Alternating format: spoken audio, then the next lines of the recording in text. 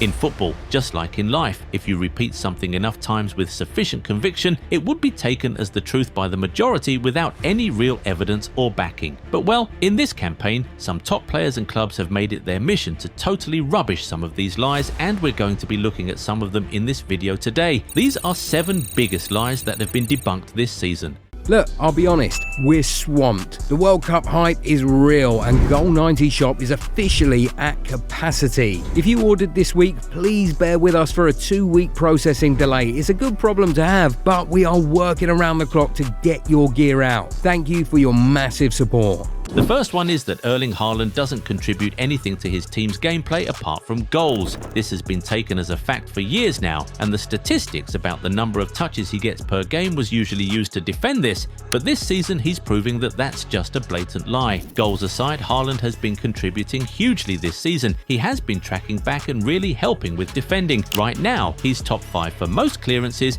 and top 7 for most aerial duels won among forwards in the Premier League this season. But more interestingly, he has been a really creative force for the team in this campaign. Among forwards in the league, Haaland is top 3 for most big chances created and number 1 for most assists.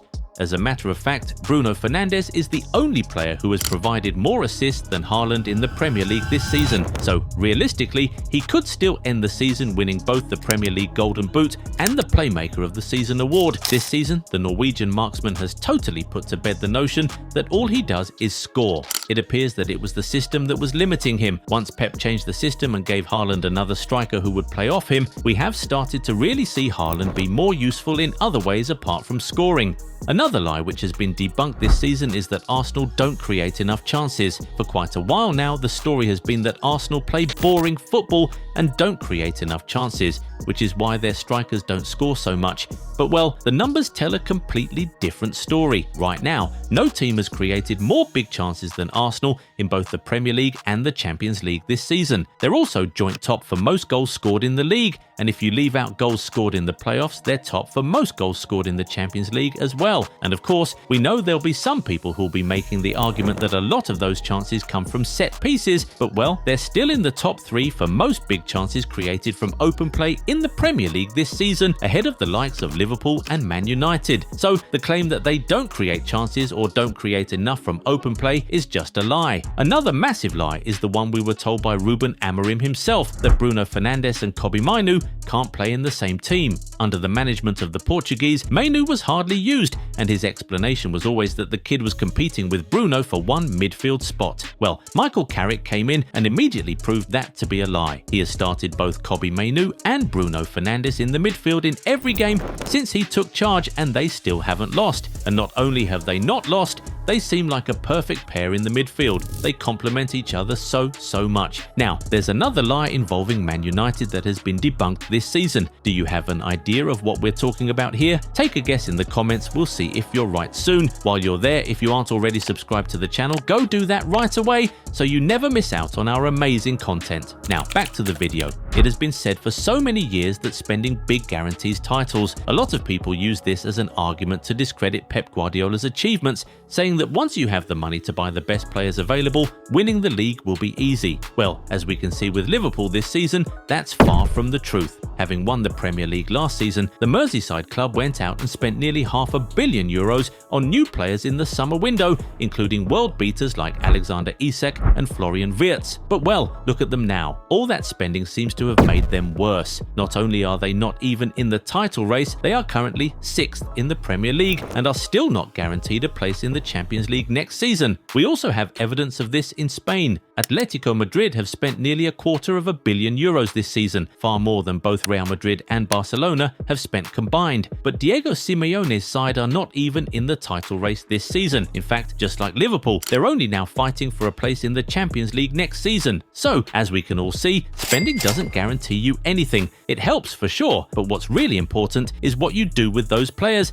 and how the coach is able to get the best out of them on the pitch. Moving on, you guys remember in 2024 when Aston Villa qualified for the Champions League for the first time in over 40 years. A lot of people called them a one-season wonder and said it was just a fluke. They said they only finished in the top 4 because the quality of the league was poor that season, and many said that they would return to being a mid-table club over the next couple of years. Well, they're proving that to be a lie now. They're currently 3rd on the table and seem in pole position to secure Champions League football next season. In fact, if you remember, last season, they only missed out on Champions League football on goal difference. They finished on the same points as Newcastle, but the Magpies grabbed the last available ticket because they had a much better goal difference.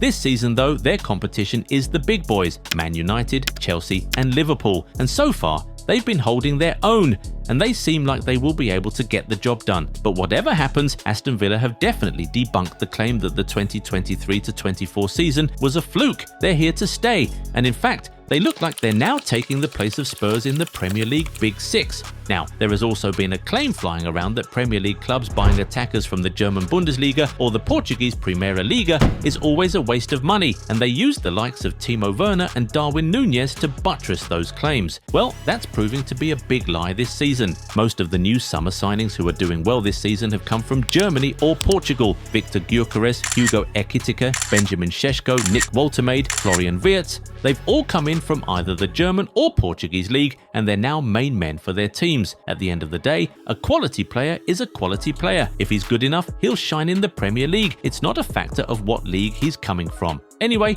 remember we said that there's one more lie involving Man United in this video. Well, here goes. It has been said for so long that Man United will need a lot of years to return to the top. For many years this has felt like the truth. Even Ruben Amorim claimed that they would have to suffer for a long time. But we can see right now that that's just a lie.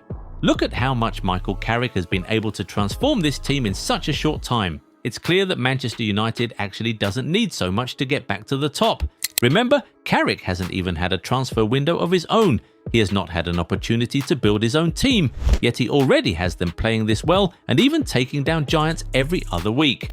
If Man United had started the season with Michael Carrick as their coach, perhaps they'd be in the title race right now. After all, since he took over, United have taken more points than any other team in the Premier League. On top of that, they're also the team with the longest active unbeaten run in the English top flight right now. With the way they're going, they could realistically finish in the top 3 this season, and that's after having spent the first half of the season struggling under Amorim. This just proves that all that talk about Man United needing years to return to becoming a big and competitive club is a lie. With the right person in charge making smart decisions, the Red Devils could even win the Premier League next season. Do you agree? Tell us in the comments. Also share with us if you know of more big lies which have been totally debunked this season. If you enjoyed this video, give it a thumbs up and subscribe to the channel. Also turn on the bell notification so you never miss out on new content. Catch you in the next one. Bye. Look, I'll be honest, we're swamped. The World Cup hype is real and Goal90 shop is officially at capacity. If you ordered this week, please bear with us for a 2-week processing delay. It's a good problem to have, but we are working around the clock to get your gear out. Thank you for your massive support.